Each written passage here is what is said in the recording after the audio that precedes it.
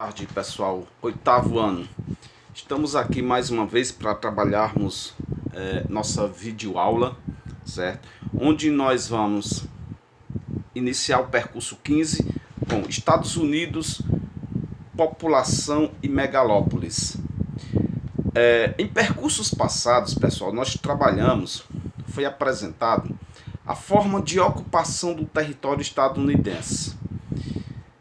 Ele sofreu algumas características de ocupação, de povoamento, pouco parecido com os demais países da América Latina, como o Brasil, por exemplo.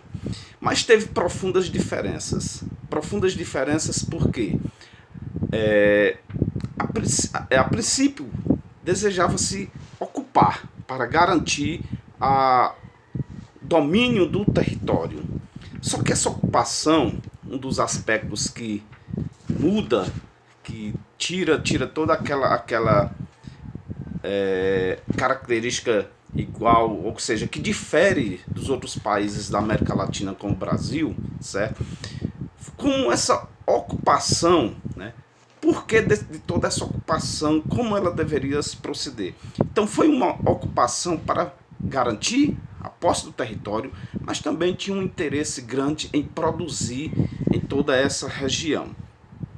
Mas mesmo assim, pessoal, devido à sua imensidão territorial, como no Brasil também, por exemplo, né, o território estadunidense apresenta alguns aspectos de despovoamento, ou seja, em algumas regiões com uma densidade demográfica muito baixa. Onde é que nós vamos observar essas densidades muito baixas? Nem toda a região oeste dos Estados Unidos, a região do Arizona, ali na costa oeste, né, são regiões despovoadas, né, ou seja, com baixa densidade demográfica.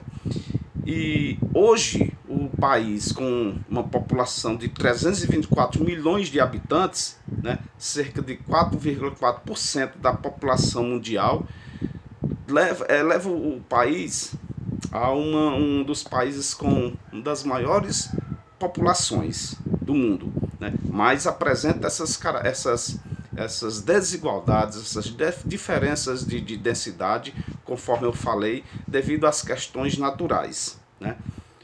Então vamos lá. A princípio, como eu já disse, como eu tinha acabado de falar, tinha necessidade de povoar, certo? Mas essa ocupação, pessoal, ela se deu basicamente na costa nordeste dos Estados Unidos, ali na região Nova York, né, Washington, Boston, Chicago, toda essa região ali se caracterizou por uma região onde concentrou a maior densidade demográfica, nessa região aqui do mapa, ok? Com o passar do tempo, essa região, né, ela ficou caracterizada por megalópolis. O que são megalópolis? Megalópolis é a junção de grandes cidades, como acabei de citar, Nova York, Washington, certo? Boston, Chicago, Pittsburgh. Essas regiões, elas ao longo do tempo, elas dinamizaram, se conurbaram, ou seja, o espaço urbano se integrou e são regiões, pessoal, são cidades que apresentam mais de 1 milhão de habitantes. Então essas cidades se tornaram gigantes. Então a junção dessas grandes cidades veio a constituir as chamadas megalópolis, certo? Megalópolis. Então quando nós vamos observar o território estadunidense, aqui nós encontramos duas megalópolis. A megalópole Boswash, formada principalmente pelas cidades Boston e Washington, na verdade, né? Onde ele está englobado também Nova York, logo aqui no Nordeste. Mais um pouquinho aqui próximo a ela, nós vamos encontrar outra megalópole, que é a Chips, formada por Chicago e Pittsburgh, certo?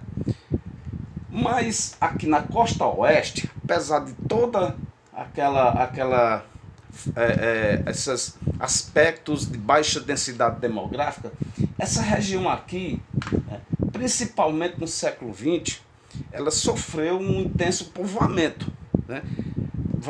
O intenso povoamento graças aos incentivos da tecnologia, das inovações tecnológicas, pois é nessa região aqui onde nós vamos perceber a concentração de indústrias da tecnologia, né? É onde se concentra principalmente o Vale do Silício. Então essa região se dinamizou, principalmente no século XX, que justamente a megalópole conhecida por San Diego e São Francisco, ok?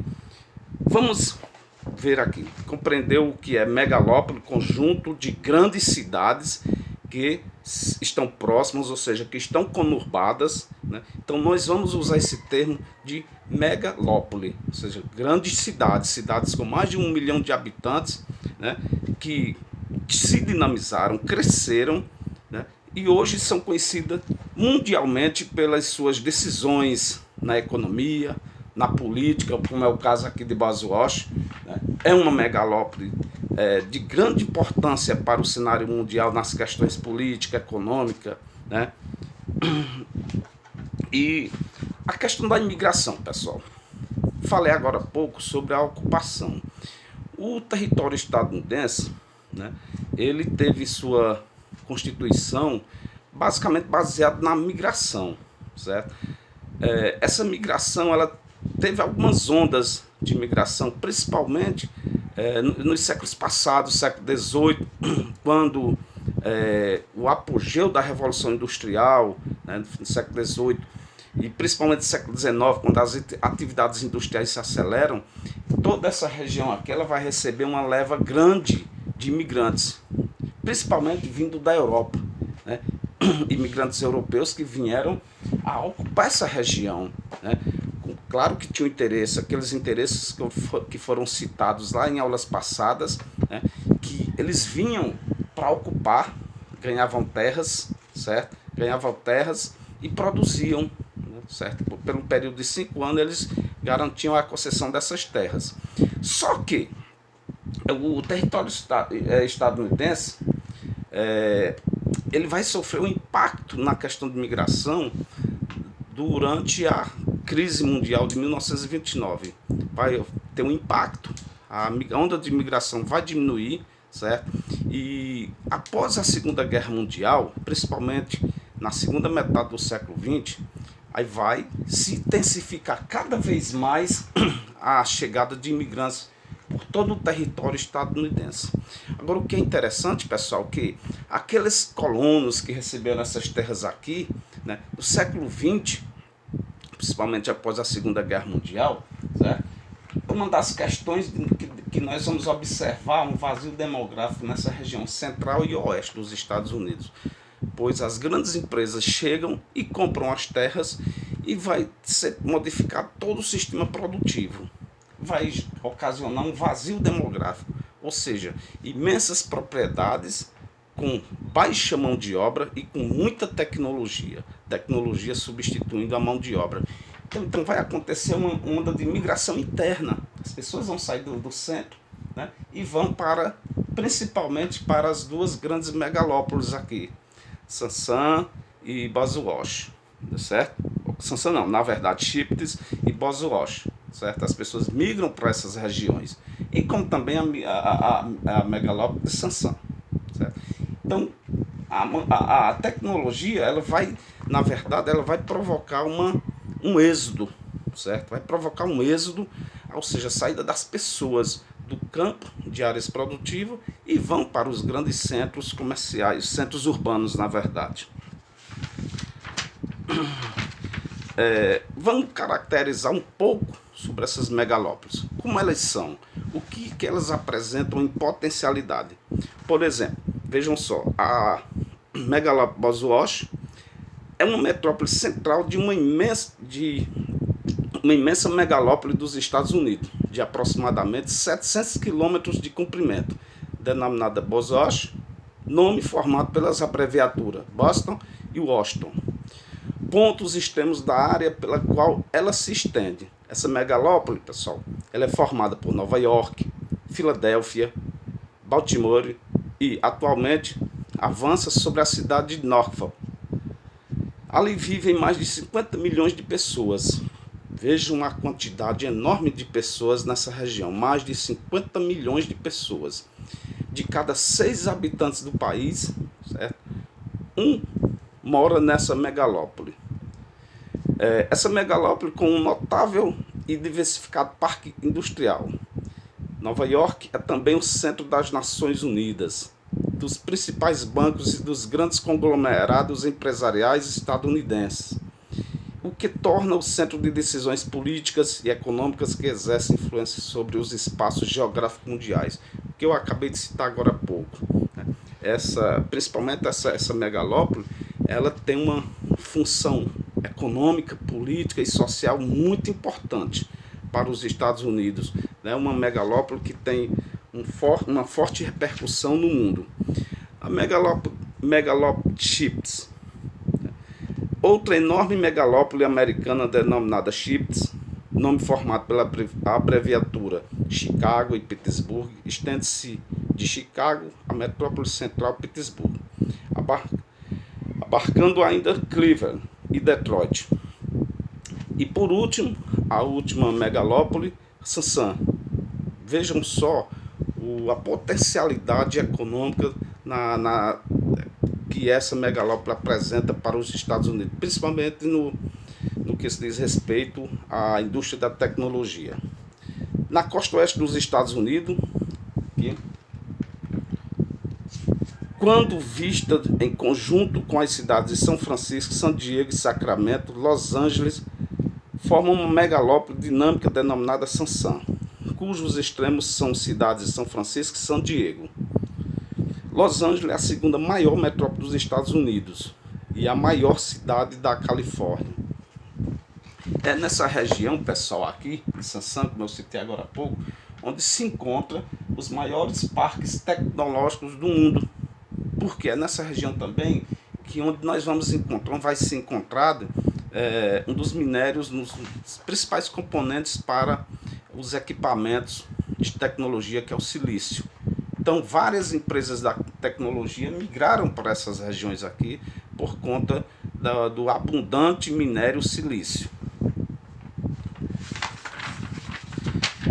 Pessoal, eu falei agora há pouco que os Estados Unidos foi constituído principalmente pelas ondas de imigração, ok? Em partes. Quais foram esses imigrantes? A princípio, europeus, em seguida, asiáticos, africanos, né? E latino-americanos, principalmente. Então, assim, teve essas ondas de imigração também teve seu momento histórico. Só que o que se observa nos Estados Unidos, pessoal, é um fenômeno que é uma doença para os Estados Unidos, né? Que é o racismo, né? O racismo, ele ainda é um problema sério. Vejam só o que apresenta aqui no livro. A história dos Estados Unidos foi marcada pelo conflito entre brancos e negros. Em 1865, a abolição da escravidão não garantiu plenos direitos aos afrodescendentes, mantendo-os à margem das sociedades até o século XX. Somente um século depois do fim da escravidão, em 1965, o movimento negro, após enfrentar diversos obstáculos de perseguições e lixamentos, passando por grandes massacres, obteve uma vitória que fez parte da construção da democracia no país, a proclamação da Lei dos Direitos Civis, em 1965, que estendeu os direitos democráticos a todos os cidadãos nascidos nos Estados Unidos. Essa conquista, pessoal, deve-se principalmente a um ativista, Martin Luther King, um pastor negro, que levantou essa bandeira, né? Que disse não ao racismo, a essa divisão.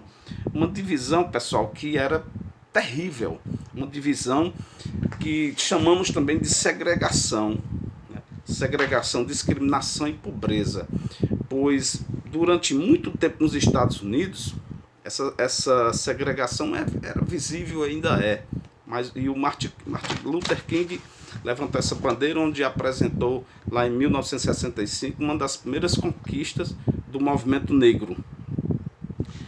No espaço urbano das cidades estadunidenses, os guetos refletem a segregação socioespacial.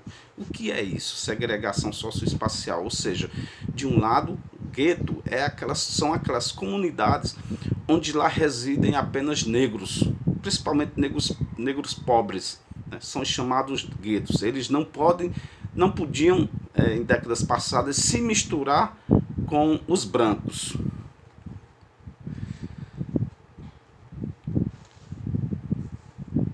Ao redor dos guetos, pessoal, estão as indústrias e os bairros habitados por imigrantes e pela classe social menos favorecida, latinos, americanos, asiáticos, negros, etc.